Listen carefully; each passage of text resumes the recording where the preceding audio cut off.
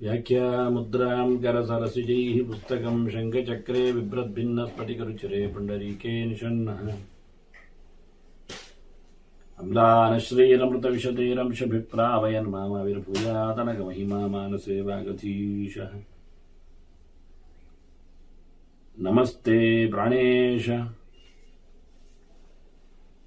ಪ್ರಾಣತ ವಿಭವಾಯಾಮ ನಿಮಗಾಹ ನಮಃ ಸ್ವಾಮಿನ್ ರಾಮಪ್ರಿಯತಮನಮನ್ ಗುರುಗುಣ ನಮಸ್ತುಭ್ಯಂ ಭೀಮಪ್ರಬಲತಮ ಕೃಷ್ಣೇಷ್ಟ ಭಗವನ್ ನಮಃ ಶ್ರೀಮನ್ಮಧ್ವ ಪ್ರದಿಶ ಸುದೃಶನ್ನೋ ಜಯ ಜಯ ಶ್ರೀ ಗುರುಭ್ಯೋ ನಮಃ.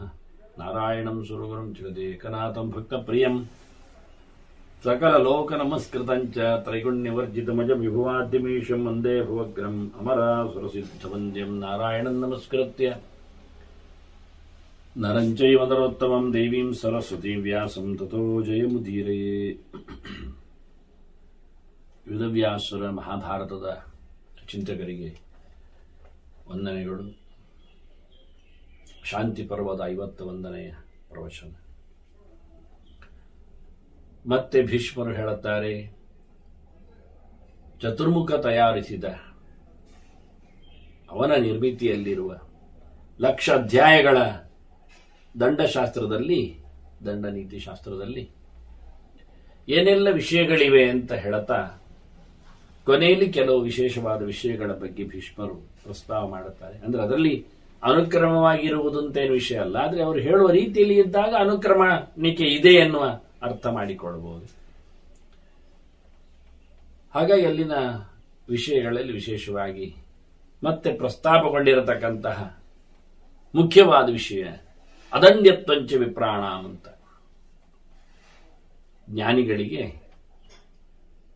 ಶಾಸ್ತ್ರ ಚಿಂತನೆ, ವೇದವನ್ನು ಉಳಿಸುವ ಆ ಒಂದು ವರ್ಗಕ್ಕೆ ಯಾವ ಕಾಲದಲ್ಲಿಯೂ ಶಾರೀರಿಕವಾದ ದಂಡನೆಯನ್ನು ಕೊಡುವಂತಿಲ್ಲ ಅನ್ನೋದರ ಬಗ್ಗೆ ಇದೆ ಅನ್ನೋದನ್ನು ಹೇಳ್ತಾರೆ. ಅದರೊಟ್ಟಿಗೆ ಯುಕ್ತಿಯ ದಂಡ ನಿಪಾತನ, ಚೆನ್ನಾಗಿ ಯಾವ ರೀತಿಯಲ್ಲಿ ದಂಡನೆಯನ್ನು ಕೊಡಬೇಕು, ಶಿಕ್ಷೆ ಅದು ಅನ್ಯೂನ ಅನತಿರಿಕ್ತವಾಗುವ ಹಾಗೆ ಹೆಚ್ಚಿಗೆ ಬೀಳದಂತೆ ಹೇಗಿರಬೇಕು ಅನ್ನುವುದನ್ನೆಲ್ಲ ಉಲ್ಲೇಖ ಮಾಡಿದ್ದಾರೆ ಅಂತ.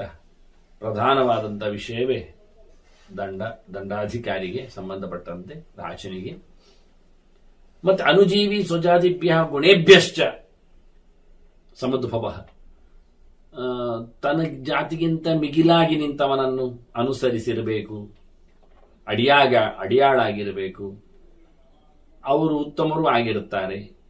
ಸಾಮಾನ್ಯ ಗುಣಗಳಿಗಿಂತ ಮಿಗಿಲಾದವನ ಬಗ್ಗೆಯೂ ಹೆಚ್ಚು ಗುಣ ಉಳ್ಳವನ ಬಗ್ಗೆಯೂ ಗಮನಿಸಬೇಕು. ಹಾಗಾಗಿ ದಂಡನೆಯಲ್ಲಿ ಬಹಳ ಕಷ್ಟ ಇದೆ. ಅಂದ್ರೆ ಅದರಲ್ಲಿ ಏರುಪೇರುಗಳನ್ನು ಸಮಾಜದಲ್ಲಿ ನೋಡಲಿಕ್ಕೆ ಉಂಟು ಅಂತ. ತಾರತಮ್ಯದ ಮೇಲೆ ಹೇಗೆ ತಿಳಿದವನಿಗೆ ತಿಳಿಯದವನಿಗೆ ಅಂತ ಹೇಳ್ತೇವೆಯೋ ಹಾಗೆಯೇ ಹುಚ್ಚನಿಗೆ ಸರಿ ಇದ್ದವನಿಗೆ ಸ್ವಸ್ಥ ಮನಸ್ಕನಿಗೆ ಅಂತ ಹೇಳ್ತೇವೆ ವ್ಯತ್ಯಾಸ, ಪುರುಷನಿಗೆ ಸ್ತ್ರೀಯರಿಗೆ ಅಂತ ವ್ಯತ್ಯಾಸ ಮಾಡಿದ ಹಾಗೆ, ವರ್ಗದಲ್ಲಿ ವ್ಯತ್ಯಾಸ ಮಾಡಿದ ಹಾಗೆ ಇವನ್ನೆಲ್ಲ ಗುಣವಂತಿಕೆಯಲ್ಲಿಯೂ ಸಹ ಮೇಲು ಕೇಳು ಎಲ್ಲ ನೋಡ್ಲಿಕ್ಕೆ ಇರುತ್ತೆ, ಅದನ್ನು ಅನುಸರಿಸಿ ನಡೆಸಬೇಕಾಗತ್ತೆ ಅನ್ನುವುದನ್ನು ಹೇಳುತ್ತೆ. ಪ್ರಧಾನವಾಗಿ ರಕ್ಷಣೆ, ರಾಜ್ಯಶಾಸ್ತ್ರದಲ್ಲಿ ದೊಡ್ಡ ಸಂಗತಿ ಹಿಂದೆ ಹೇಳಿ ಆಗಿತ್ತು, ಅದು ಕೆನೆ ಅಂತ. ಅದರಿಂದ ಮುಖ್ಯವಾದದ್ದು ವಿಷಯ ಅದುವೇ. ರಕ್ಷಣಂಚೈವ ಪೌರಾಣಂ ರಾಷ್ಟ್ರಸ್ಯ ಚ ವಿವರ್ಧನ, ಪ್ರಜೆಗಳನ್ನು ಚೆನ್ನಾಗಿ ನೋಡಿಕೊಳ್ಳುವುದು, ದೇಶವನ್ನು ಬೆಳೆಸುವುದು.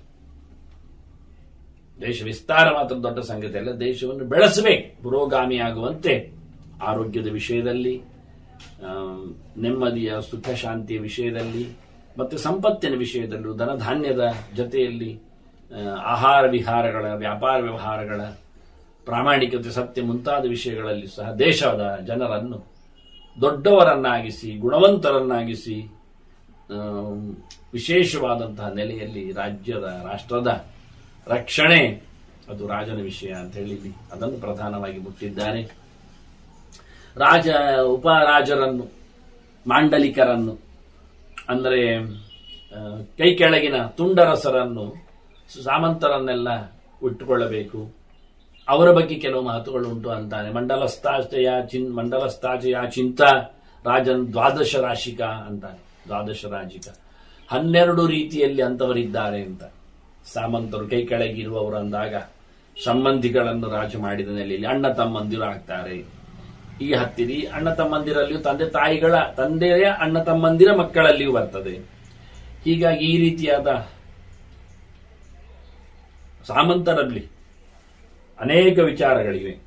ಅಂದ್ರೆ ಬೇರೆ ರಾಜ್ಯದ ರಾಜನೇ ಸೋತು ಆದ ಸಾಮಂತ, ಇವನೇ ತನ್ನ ರಾಜ್ಯವನ್ನು ವಿಸ್ತಾರಗೊಳಿಸುವಲ್ಲಿ ನೋಡಿಕೊಳ್ಳಲಾಗದೆ ಮತ್ತೊಬ್ಬರಿಗೆ ಬಿಟ್ಟುಕೊಟ್ಟ ಸಾಮಂತ, ಎಲ್ಲಿದ್ದವನನ್ನು ಇಲ್ಲಿ ಕೊಳ್ಳಿರಿಸ್ತಾನೆ. ಅಂದ್ರೆ ಇನ್ನು ಉದಾಹರಣೆ ನೋಡೋದಾದ್ರೆ, ಇಲ್ಲಿ ಕೃಷ್ಣನ ದ್ವಾರಕೆ ಇಲ್ಲವಾದಾಗ ಅವನ ಸಂತಾನದ ಕೊನೆಯನ್ನು, ಯದು ವಂಶದ ಆಳ್ವಿಕೆಯನ್ನು ಮತ್ತೆ ಶುರು ಮಾಡಿದ್ದು ಇಂದ್ರಪ್ರಸ್ಥದಲ್ಲಿ. ಆಗ ತಾನು ಇಂದ್ರಪ್ರಸ್ಥದಿಂದ ಹೊರಟೋಗಿದ್ದ ಪಾಂಡವರು ಮತ್ತೆ ಬಂದಾಗ ಹಸ್ತಿನಪುರದಲ್ಲೇ ಗದ್ದುಗೆಯನ್ನು ಆಳ್ವಿಕೆಯನ್ನು ಆರಂಭ ಮಾಡಿದ್ದಾರೆ. ಇಂದ್ರಪ್ರಸ್ಥ ಖಾಲಿ ಉಳಿಯಿತು. ಅದಕ್ಕೋಸ್ಕರ ಯದುವಂಶವನ್ನು ಮತ್ತೆ ಅಲ್ಲಿ ಮುಂದುವರಿಸಿದ್ರು. ಹೀಗೆ ಅನೇಕ ರೀತಿಯಾದ ಈ ಸಾಮಂತರ ಚಿಂತನೆಯನ್ನು ಮಾಡಲಿಕ್ಕೆ ಬರ್ತದೆ ಅಂತ ಇಲ್ಲಿ ಉಲ್ಲೇಖ ಮಾಡ್ತಾನೆ ಮಾಂಡಲಿಕರು ಅಂತ ಹೇಳಿ. ಮತ್ತೊಂದು ರೀತಿಯಿಂದ ಹೇಳಿಕೊಳ್ಳುವಾಗ ರಾಜನಲ್ಲಿ ಇರಬೇಕಾದಂತಹ ಲಕ್ಷಣ ಎಷ್ಟು ಕೇಳಿದ್ರೆ, ದ್ವಾಸಪ್ತತಿ ಮತಿಷ್ಠೈವ ಅಂತಾರೆ. 72 ಬುದ್ಧಿವಂತಿಕೆಗಳು ಉಂಟು ಅಂತ. ಅದನ್ನು ಕಲಿಯುವಂತ ರೀತಿ, ಉಪಯೋಗಿಸಿಕೊಳ್ಳುವ ಬಗೆ, ಇದನ್ನು ಪ್ರಧಾನವಾಗಿ ಗುರುತಿಸ್ತಾರೆ. ಅಂದರೆ ಮೃದುತನವಾಗಲಿ, ಕಪಟತನದ ವಿಶೇಷವನ್ನಾಗಲಿ ನಡೆಸಿಕೊಡುವಲ್ಲಿ, ಶೀಘ್ರಗಾಮಿತ್ವವನ್ನಾಗಲಿ, ಮಂದಗಾಮಿತ್ವವನ್ನಾಗಲಿ, ಅಥವಾ ಕ್ರೂರತನವಾಗಲಿ, ಉಗ್ರಗಾಮಿಯಾಗಲಿ, ಈ ಎಲ್ಲ ನಮೂನೆಗಳು ಉಲ್ಲೇಖ ಮಾಡುವ ಹಾಗೆ 72 ರೀತಿಯ ಬುದ್ಧಿವಂತಿಕೆ ರಾಜರಲ್ಲಿ ಪ್ರೋಕ್ತ ಯಾಚ ಸ್ವಯಂಭುವ. ಚತುರ್ಮುಖನೇ ಇದನ್ನು ವಿಶೇಷವಾಗಿ ತಿಳಿಸಿಕೊಟ್ಟಿದ್ದಾನೆ. ಮತ್ತೆ ದೇಶ ಜಾತಿ ಕುಲಾನಾಂಚ ಧರ್ಮ ಸಮನುವರ್ಣಿತ, ಆಯಾ ದೇಶಕ್ಕೆ ಸಂಬಂಧಪಟ್ಟಂತಹ ಕೆಲವು ಧರ್ಮಗಳನ್ನು ಹೇಳಬೇಕಾಗ್ತದೆ. ಕುಲಕ್ಕೆ, ಜಾತಿಗೆ, ಆಶ್ರಮಕ್ಕೆ ಸಂಬಂಧಪಟ್ಟ ಧರ್ಮಗಳು ಬೇರೆ ಆಗ್ತಾವೆ. ಚಳಿ ಪ್ರದೇಶಗಳಲ್ಲಿ ನಾವು ಈ ರೀತಿಯಾಗಿ ಬಟ್ಟೆಯ ಸಂಸ್ಕೃತಿ ಅಂತ ಹೇಳಿಕೊಂಡು ಅಲ್ಲಿ ಹೇಳುವಂತಿಲ್ಲ. ಅವರು ದಪ್ಪನೆಯ ಬಟ್ಟೆಗಳನ್ನು ಹೊದ್ದುಕೊಂಡೇ ಪೂಜೆ ಪುನಸ್ಕಾರಗಳನ್ನು, ಧರ್ಮಕರ್ಮಗಳನ್ನು ನಡೆಸಿಕೊಡುತ್ತಾರೆ. ಅವರ ಊಟವೂ ಹಾಗಿರುತ್ತದೆ. ಹೀಗಾಗಿ ಇಂತಹ ನೆಲೆಯಲ್ಲಿ ದೇಶಕ್ಕೆ, ಕಾಲಕ್ಕೆ ಕೆಲವೊಮ್ಮೆ ಕಾಲಗಳು ಬದಲಾಗ್ತವೆ. ನಿರಂತರವಾದ ಮಳೆ ಬರುವಂತಿದ್ದಾಗ, ಗಾಳಿ ಬೀಸುತ್ತಿರುವಂತೆ ನಿಂತಾಗ, ಹೀಗಾಗಿ ದೇಶ, ಕಾಲ, ಜಾತಿ, ವ್ಯಕ್ತಿ ಇವನ್ನೆಲ್ಲ ನೋಡಿಕೊಂಡು ಧರ್ಮಗಳು ಬೇರೆ ಬೇರೆ ಇರುವುದನ್ನೆಲ್ಲ ಇಲ್ಲಿ ಉಲ್ಲೇಖ ಮಾಡ್ತಾರೆ. ಪ್ರತಿ ಧರ್ಮಗಳ ಬಗ್ಗೆಯೂ ಚಿಂತನೆ ಬಂದಿದೆ ಅಂತಾರೆ. ಇವತ್ತು ನಮಗೆ ಅದು ಪ್ರತ್ಯಕ್ಷವಾಗಿ ಬಹಳಷ್ಟು ಮಟ್ಟಿನಲ್ಲಿ ಕಂಡು ಬರುವುದಿಲ್ಲ. ಅಂದ್ರೆ ಆಗ ಮ್ಲೇಂಚ ಡುಂಬ ವಿಭಾಗೇನ ಅಂತ ಹೇಳಿಕೊಂಡು ಅನೇಕ ಪ್ರಕಾರಗಳು ಮಾಡಿದ್ರು. ಮ್ಲೇಂಚರು ಇದ್ರು, ಆನಂತರ ಕಿರಾತರು ಇದ್ರು, ನಿಷಾದರು ಇದ್ರು, ಬೇರೆ ಬೇರೆ ಉಪಜಾತಿಗಳಲ್ಲಿ ವಿಶೇಷಗಳಿದ್ದವು. ಗುಡ್ಡಗಾಡುಗಳ ವ್ಯವಸ್ಥೆ, ಅಲ್ಲಿನ ಜನರ ಕಟ್ಟುಪಾಡುಗಳು, ಎಲ್ಲರೂ ರಾಜನಿಗೆ ಇನ್ವಾಲ್ವ್ ಆಗಿದ್ರು. ಎಲ್ಲರೂ ರಾಜನ ಸುಪರ್ದಿಯಲ್ಲಿ ಬರ್ತಿದ್ರು. ಆದರೆ ಅವರವರ ಧರ್ಮಗಳನ್ನು ನಡೆಸ್ತಾ ಇದ್ರು. ಹೀಗಾಗಿ ಇವತ್ತು ಅದರ ಪ್ರಭೇದಗಳಲ್ಲಿರತಕ್ಕಂಥ ದಂಡನೀತಿ ಶಾಸ್ತ್ರಗಳಲ್ಲಿ ಕಂಡು ಬರುವುದಿಲ್ಲ ನಮಗೆ. ಆಗಿರತಕ್ಕಂತಹ ಪ್ರಾದೇಶಿಕವಾದಂತಹ ಜನರನ್ನು ಇಟ್ಟುಕೊಂಡ್ರೆ ಒಂದು 10-50 ಪ್ರಭೇದಗಳಲ್ಲಿ ನಮಗೆ ಅವರು ಸಿಗ್ತಿದ್ರು. ಅಂದ್ರೆ ಪ್ರತಿ ವರ್ಗಗಳನ್ನು ಸಹ ಗುರುತಿಸ್ತಿದ್ರು. ಅದಕ್ಕೊಂದು ಅದರದ್ದೇ ಆಗಿರತಕ್ಕಂಥ, ಆದ್ರೆ ಪ್ರತಿಯೊಬ್ಬರು ಸಹ ಎಲ್ಲರೂ ಸಹ ತಿಳ್ಕೊಂಡಿದ್ರು ಧರ್ಮರಾಜನನ್ನು, ಇವನ ಅರಸೊತ್ತಿಗೆಯನ್ನು, ಅದು ವಿಶೇಷ, ಆಡಳಿತೆಯನ್ನು ನೋಡಿಕೊಂಡಿದ್ರು. ಹೀಗೆ ಇವರನ್ನೆಲ್ಲ ಹೇಳುವಂತಹ ಸಂಗತಿಗಳು ಇಲ್ಲಿ ಬಂದಿವೆ ಅಂತಾರೆ. ಪ್ರಧಾನವಾದ ಸಂಗತಿ ಇದು ದಂಡನೀತಿ ಆದರೂ ಧರ್ಮಶ್ಚಾರ್ಥಶ್ಚ ಕಾಮಶ್ಚ ಮೋಕ್ಷಶ್ಚ ಅತ್ರ ಅನ್ವರ್ಣಿತಾ ಅಂತ ವಿಶ್ವ. ಇಲ್ಲಿ ಕೇವಲ ರಾಜಧರ್ಮ ಅಥವಾ ಧರ್ಮಶಾಸ್ತ್ರ ಮಾತ್ರ ಅಲ್ಲ, ಅರ್ಥಶಾಸ್ತ್ರವು ಅದು ಪೂರಕವೇ. ಯಾವುದಕ್ಕೆ? ದಂಡನೀತಿಗೆ, ರಾಜ್ಯಶಾಸ್ತ್ರಕ್ಕೆ. ಕಾಮಶಾಸ್ತ್ರವು ಅದು ಇರಲಿ. ಕೊನೆಗೆ ಹೇಳ್ತಾನೆ ಭೀಷ್ಮ, ಮೋಕ್ಷವು ಇಲ್ಲಿ ಉಂಟು. ಹೌದು, ರಾಜಋಷಿಗಳಾಗುವುದಿಲ್ಲ, ಮತ್ತೆ ಅವರು ಕಾಡಾಡಿಗಳಾಗಬೇಕಲ್ಲ, ವನವಾಸಿಗಳಾಗಬೇಕಲ್ಲ, ಅವರಿಗೆ ಸಿದ್ಧಾಂತ ಬೇಕಲ್ಲ. ಜನಕಾದಿಗಳಿದ್ರಲ್ಲ ಹಾಗೆ. ಖಾಲಿ ರಾಜ್ಯತನ ಅಲ್ಲಲ್ಲ, ಮೋಕ್ಷ ಅದಕ್ಕೆ ಸಂಬಂಧಪಟ್ಟಂತೆ ದೇವರ ಎಚ್ಚರ, ಅನಾದಿ ವಿಧನಃ ದೇವ ಅಂತ ಹೇಳಿ ಭಗವಂತನ ಬಗ್ಗೆಯೂ ತುಂಬಾ ಮಾತುಗಳು ಇಲ್ಲಿ ಬಂದಿವೆ. ಮೋಕ್ಷಪ್ರದನಾದ ವಾಸುದೇವನನ್ನು, ಭಗವಂತನನ್ನು ಇಲ್ಲಿ ವಿಸ್ತಾರವಾಗಿ ಹೇಳಿದ್ದಾರೆ.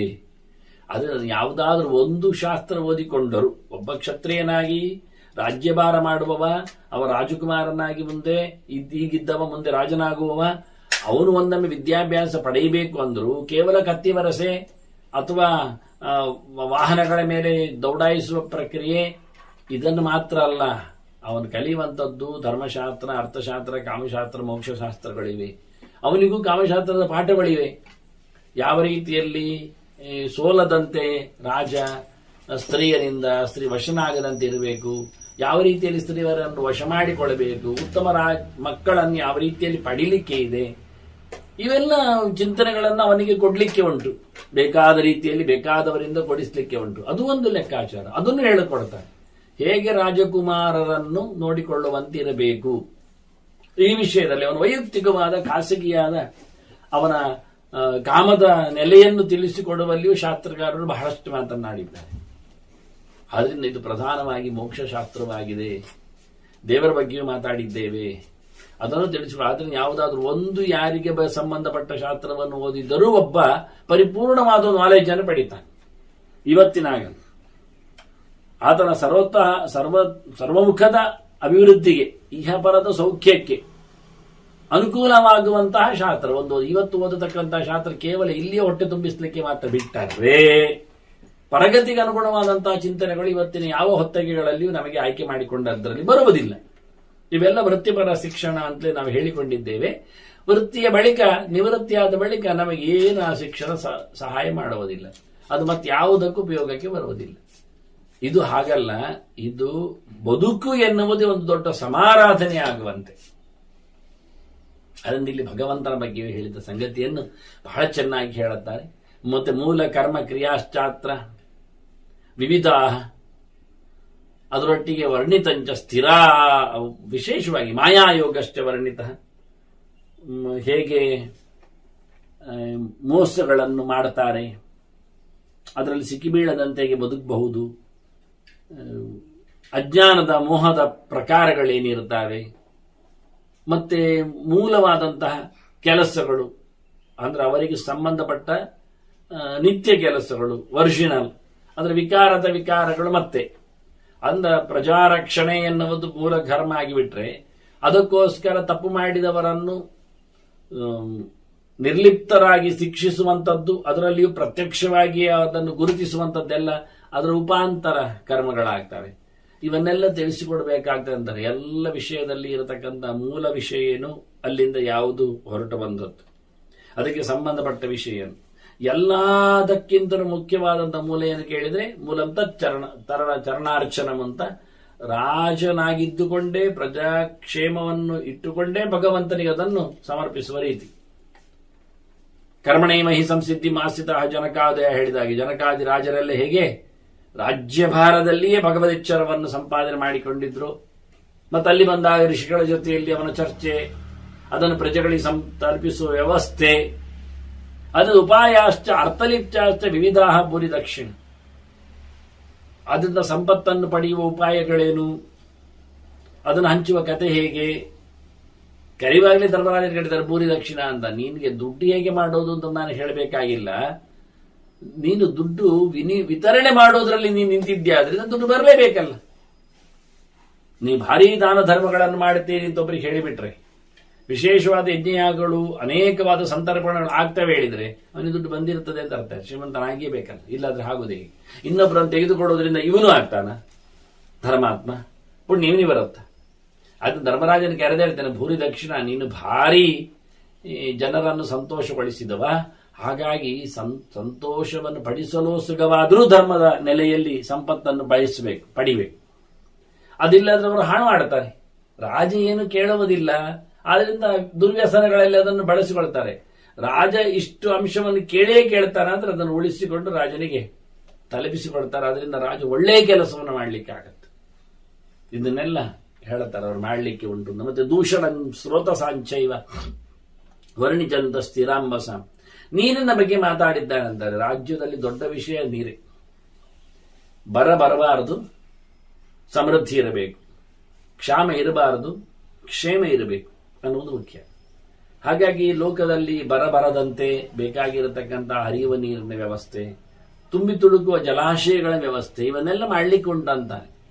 ನೀರು ಹಾಳಾಗುವುದು ಹೇಗೆ, ಹರಿಯುತ್ತಿರತಕ್ಕ ನೀರನ್ನು ಹಾಳುಗೊಳಿಸದಂತೆ ಏನು ಮಾಡಬೇಕು ನೋಡಿ. ಇವೆಲ್ಲ ಆವತ್ತಿನ ಕತೆ. ಒಳಚರಂಡಿ ವ್ಯವಸ್ಥೆಯೋ, ಚರಂಡಿ ಕಥೆಯೋ, ನೀರನ್ನು ಉಳಿಸಿದ್ದನ್ನು ಉಪಯೋಗಿಸಿಕೊಳ್ಳುವ ಬಗೆ, ಇವೆಲ್ಲದರ ಬಗ್ಗೆ ವಿಸ್ತಾರವಾಗಿ ರಾಜ್ಯಕ್ಕೆ ಸಂಬಂಧಪಟ್ಟ ವಿಷಯ.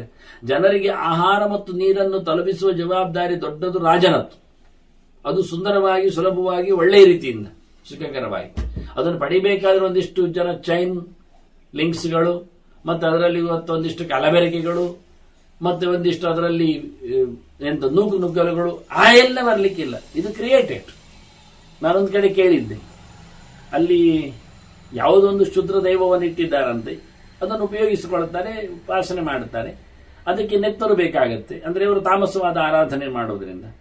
ಅದಕ್ಕಾಗಿ ಅವರಿಗೆ ಸಂಬಂಧಪಟ್ಟಂತೆ ಅವರು ಮಾಡತಕ್ಕ ವಿಧಾನ ಯಾವುದು ಕೇಳಿದ್ರೆ, ಅಲ್ಲೇ ಪಕ್ಕದಲ್ಲಿ ಇರತಕ್ಕಂತಹ ಒಂದು ದೊಡ್ಡ ಮೈದಾನ, ಅದರಲ್ಲಿ ಯಾವುದೋ ಒಂದು ಬೆನಿಫಿಟ್ ಶೋ, ಯಾರೋ ಸ್ಟಾರ್ಸ್ಗಳದ್ದು. ಹಾಗಾಗಿ ಜನರು ಅದಕ್ಕೆ ಬರ್ತಾರೆ. ಮೊದಲೇ ಬಹಳಷ್ಟು ಗಣ್ಯರು, ಅತಿ ಗಣ್ಯರಿಗೆಲ್ಲ ಟಿಕೆಟ್ ಕೊಡ್ಲಿಕ್ಕೆ ಉಂಟು. ಟಿಕೆಟ್ ಬೆನಿಫಿಟ್ ಶೋ ಅಂದ್ರೆ ಟಿಕೆಟ್ ಇರಲೇಬೇಕಲ್ಲ, ಪರ್ಚೇಸ್ ಮಾಡ್ಲಿಕ್ಕೆ ಉಂಟು. ಕೊನೆಗೆ ಒಂದು ಸೀಮಿತವಾದಂತಹ ಅವಕಾಶಗಳು, ಅದರಲ್ಲಿ ಹೆಚ್ಚು ಜನರ, ದೊಡ್ಡ ಮೆಗಾ ಸಿಟಿಯಲ್ಲಿ ಆಗುವುದರಿಂದ ಹೆಚ್ಚು ಜನರ ಪ್ರವೇಶ ಇಚ್ಛೆ ಇರುತ್ತದೆ. ಹಾಗಾಗಿ ಟಿಕೆಟ್ ಇಲ್ಲ ಆಗ್ತದೆ ಕೆಲವೊಮ್ಮೆ. ಆದರೂ ಒಂದು ಸ್ವಲ್ಪ ಹೆಚ್ಚು ಟಿಕೆಟ್ ಅನ್ನು ಕೊಟ್ಟು ಅವರನ್ನು ಬರುವಂತೆ ಮಾಡ್ತಾರೆ. ಅದಕ್ಕೆ ಬ್ಲ್ಯಾಕ್ ಸಂತೆಯನ್ನೇನು ಹೇಳ್ತಾರೆ ಎಲ್ಲ. ಕೊನೆಯ ಹೊತ್ತಿನಲ್ಲಿ ಏನು ಮಾಡ್ತಾರೆ, ಇಷ್ಟೆಲ್ಲ ಆಗಿಕೊಂಡು ಇನ್ನೇನು ಕಾರ್ಯಕ್ರಮ ಆಗಬೇಕು ಅಂದಾಗ ಓಪನ್ ಡೋರ್ ಮಾಡ್ತಾರೆ, ಬಾಗಿಲು ತೆಗೆದಿದ್ದೇವೆ ಅಂತ. ಯಾಕೆ ಜನವನ್ನು ನಾವು ನಿಯಂತ್ರಿಸಲಾಗುವುದಿಲ್ಲ, ಅಭಿಮಾನಿಗಳ ಬಗ್ಗೆ ನಮಗೆ ವಿಶೇಷವಾದ ಒಲುಮೆ ಇದೆ, ಹಾಗಾಗಿ ನಾವು ಅದಕ್ಕೋಸ್ಕರ ಇದನ್ನು ಬಾಗಿಲು ತೆಗೆದಿಟ್ಟಿದ್ದೇವೆ ಅಂತ ಹೇಳಿ ಯಾವುದೋ ಒಂದು ಬದಿಯಲ್ಲಿ ಅವರಿಗೆ ಅವಕಾಶಕ್ಕೆ ಬಂದವರಿಗೆ ಮುಕ್ತವಾದ ಅವಕಾಶಕ್ಕೆ, ಮುಕ್ತವಾದಂತಹ ವ್ಯವಸ್ಥೆಗೆ ಮಾಡಿಕೊಡುತ್ತಾರೆ. ಇವೆಲ್ಲ ಇವರ ಪ್ರೀಪ್ಲಾನ್ಡ್. ಒಂದು ಅರ್ಧವಾದ ಸ್ಟೇಡಿಯಂಸ್ಗಳಲ್ಲಿ ಬೇಕಾದಾಗಿ ಗಣ್ಯರನ್ನೆಲ್ಲ ಕುಳಿಸಿ ಪ್ರೊಟೆಕ್ಷನ್ ಕೊಟ್ಟು, ಉಳಿದ ಅರ್ಧಗಳಲ್ಲಿ ಬೇಕಾಬಿಟ್ಟಿಯಾಗಿ ಜನ ನುಗ್ಗಿ ನೂಕಲು ಮಾಡಿ ನಜ್ಜುಗುಜ್ಜಾಗಿ ಕೂತು ಪಡೆಯಬಹುದು ಅಂತ ಹೇಳಿ ಅವಕಾಶ ಕೊಡ್ತಾರೆ. ಏನಾದರೂ ಸಾಂಸ್ಕೃತಿಕವಾದ ಕಾರ್ಯಕ್ರಮದ ಮೇಲಿನ ಅಭಿಮಾನ ಅಂತ ಹೇಳಿಕೊಂಡು ತಿರುಗಿಸ್ಲಿಕ್ಕಾಯ್ತು. ಈ ಸಮ್ಮರ್ದದಲ್ಲಿ ಒಂದು 4 ಹೋಗ್ತದೆ, ಕೈಕಾಲು ಮುರಿದು ಹೆಣವಾಗಿಯೂ ಬೀಳುತ್ತದೆ. ಇದು ಅದಕ್ಕೆ ಆಹಾರ. ಅವರು ನಂಬಿ ಬಂದ ಆ ದುಷ್ಟ ಶಕ್ತಿಯನ್ನು ಅವರಿಟ್ಟುಕೊಂಡ ಬಗೆ ಇದು. ಪ್ರತಿ ವರ್ಷ ಅನ್ನುವಂತೆ ಇದನ್ನು ನನಗೆ ಅವರು ನಡೆಸುತ್ತಿರುವವರು ಖುದ್ದಾಗಿ ಹೇಳಿದ ಕತೆ. ನಾನು ಅವರ ಉಪಾಸನೆ ಬಗ್ಗೆ ಎಲ್ಲ ತಿಳಿದಾಗ ಹೀಗೆ ಹೇಳಿಕೊಂಡಾಗ ಅದರ ವಿಷಯ ಏನು ಹೇಳಿದ್ರೆ ಅವರು ಹೇಳುತ್ತಾರೆ, ಅದು ಸಹಜವಾಗಿ ನಾವು ಬಿಡ್ತೇವೆ. ಇವನ್ನೆಲ್ಲ ಇಲ್ಲಿ ತಿಳಿಸಿಕೊಡ್ತಾರೆ, ಗಮನಿಸಿದ್ದಾರೆ ಅಂತ ಹೇಳ್ತಾರೆ. ದೂಷಣಂ ಶ್ರುತ ಸಾಂಚೈವ ವರ್ಣಿತಂಚ ಸ್ಥಿರಾಂಬಸಾಂ. ನೀರು ಹಾಳಾಗುವುದನ್ನು, ಹಾಳು ನೀರಿನ ಸರಬರಾಜಿನ ವ್ಯವಸ್ಥೆಯನ್ನು, ಅದನ್ನು ಶುದ್ಧಗೊಳಿಸುವ ಕಥೆಯನ್ನು ಇವೆಲ್ಲ ಉಲ್ಲೇಖ ಮಾಡಿದ್ದಾರೆ ಅಂತ. ಹರಿಯುವ ನದಿ, ಅಣೆಕಟ್ಟಿನ ವ್ಯವಸ್ಥೆ, ಅದನ್ನು ಇನ್ನೊಂದು ಕಡೆಯಲ್ಲಿ ಇಡತಕ್ಕ ರೀತಿ, ಎಲ್ಲ ವಿಷಯಗಳ ಬಗ್ಗೆ ಮಾತಾಡಿದ್ದೇವೆ. ಯಾವುದು ಬಿಟ್ಟುಕೊಡಲಾರದಷ್ಟು ಸೂಕ್ಷ್ಮವಾದ ಸಂಗತಿಗಳ ಬಗ್ಗೆ ಇಲ್ಲಿ ರಾಶಿ ಇದೆ. ಕೊನೆಗೆ ಹೇಳ್ತಾರೆ, ಯೈಯೈಹಿ ಉಪಾಯೈಹಿ ಲೋಕಸ್ತು ನಚಲೇತ್ ಆರ್ಯವರ್ತ್ಮನಃ ತತ್ ಸರ್ವಂ ಅಭಿವರ್ಣಿತಂ. ಈ ಶಾಸ್ತ್ರದಲ್ಲಿ ನಾನು ಚಂದ್ರಮುಖ ಹೇಳ್ತಾನೆ, ಏನು ಹೇಳಿದ್ದಾರೆ ಕೇಳಿದರೆ, ಯಾವ ರೀತಿಯಿಂದ ಮನುಷ್ಯ ದಾರಿ ತಪ್ಪಬಾರದು ಅದಕ್ಕೆ ಸಂಬಂಧಪಟ್ಟ ವಿಷಯ ಇಲ್ಲಿ ಉಂಟು. ನ ಚಲೇತ್ ಆರ್ಯವರ್ತ್ಮನ, ಶ್ರೇಷ್ಠವಾದ ವೇದೋಕ್ತವಾದ ಭಗವದೆಚ್ಚರವನ್ನು ಕೊಡುವ ದಾರಿಯನ್ನು ತಪ್ಪಿಸಿ ಹೋಗುವುದಿದ್ದರೆ ಏನೆಲ್ಲ ರೀತಿಯಿಂದ ಅವರು ದಾರಿ ತಪ್ಪಿ ಆಗ್ತಾರೆ, ಅದನ್ನು ಏನೆಲ್ಲ ರೀತಿಯಿಂದ ದಾರಿಯಲ್ಲಿ ಬಂದಿ ಕುಳ್ಳಿರಿಸಬಹುದು ಅನ್ನೋ ವಿಷಯದ ಬಗ್ಗೆ. ಯಾಕೆ ಮನುಷ್ಯ, ಯಾಕೆ ಜನ ರಾಜ್ಯದ ಮೇಲೆ, ರಾಜತನದ ಮೇಲೆ ಬೇಸತ್ತಿದ್ದಾನೆ, ವಿರೋಧಿಸ್ತಾನೆ ಅನ್ನುವುದನ್ನೆಲ್ಲ ತಿಳಿಲಿಕ್ಕೆ ಬರ್ತದೆ ಅಂತ ಹೇಳ್ತಾ, ತಿಳಿದು ಅದಕ್ಕೆ ಸಂಬಂಧಪಟ್ಟಂತೆ ಮುಖ್ಯವಾದಂತಹ ಕೆಲಸ ಇಲ್ಲಿ ಮಾಡಿದ್ದಾರೆ ಹೇಳಿ. ಯೈಹೈ ಉಪಾಯೈಹಿ ಲೋಕಸ್ತು ನಚಲೇದ್ ಆರ್ಯವರ್ತ್ಮನ ತತ್ಸರ್ವಂ ಅಭಿವರ್ಣಿತ. ಜನ, ಲೋಕದ ಜನ ನೇರವಾದ ದಾರಿಯಲ್ಲಿ ಇರಬೇಕು. ಅಡ್ಡದಾರಿ ನಡೆಯುವುದು ಅಥವಾ ಶಾಸ್ತ್ರವನ್ನು ಹೇಳದಂತೆ, ಅದರಲ್ಲಿ ಹೇಳದೇ ಇರುವಂತೆ ಇರುವಿಕೆ, ಇವೆಲ್ಲ ಶುದ್ಧವಾದ ವಿಷಯ ಅಲ್ಲ. ಇದಕ್ಕಾಗಿ ಮುಖ್ಯವಾದಂತಹ ಅವರ ತಪ್ಪುದಾರಿಯನ್ನು ಸರಿಪಡಿಸಬಹುದಾದ ನೆಲೆಯಲ್ಲಿ ದಂಡ ನೀತಿ ಹೇಗಿರಬೇಕು, ಅದಕ್ಕೆ ಬೇಕಾದದ್ದು ಉಪಾಯಗಳೇನು, ಇವನ್ನೆಲ್ಲ ಬಹಳ ಚೆನ್ನಾಗಿ ಇಲ್ಲಿ ಹೇಳಿದ್ದಾರೆ. ಇದರಿಂದ ಇಡೀ ಲೋಕಕ್ಕೆ ಶಾಸ್ತ್ರ ಹೇಳಿದಂತೆ ಇರಬೇಕಾದ ಕಟ್ಟುಪಾಡುಗಳು ಇವೆ. ಅದು ಹೇಗಿರ್ತವೆ ಅದನ್ನೆಲ್ಲ ಹೇಳ್ತಾರೆ ಅಂತ ಅರ್ಥ. ಅಂದ್ರೆ ಆಶ್ರಮ ಧರ್ಮಗಳು, ವ್ಯವಹಾರ ಧರ್ಮಗಳು, ಆರ್ಯ ಧರ್ಮಗಳು. ಆರ್ಯ ಅಂದ್ರೆ ಶಾಸ್ತ್ರೀಯವಾದಂಥ ಯೋಗ್ಯವಾದ ಸನಾತನವಾದ ಧರ್ಮಗಳ ಬಗ್ಗೆ, ವೈದಿಕವಾದ ಆಚರಣೆಗಳ ಬಗ್ಗೆ ಇವೆಲ್ಲ ವಿಷಯಗಳು ಬರಬೇಕು ಅಂತ ಹತ್ರ. ಅದರಲ್ಲಿ ವ್ರತ ನಿಯಮಗಳು ಮತ್ತೊಂದು ಇನ್ನೊಂದು ಎಲ್ಲ ಅಷ್ಟು ದೊಡ್ಡದಾಗ್ಲಿಕ್ಕೆ ಕಾರಣ ಇಲ್ಲಿ ನಮಗೆ ವಿಷಯ ಸಿಗುವಂಥದ್ದು.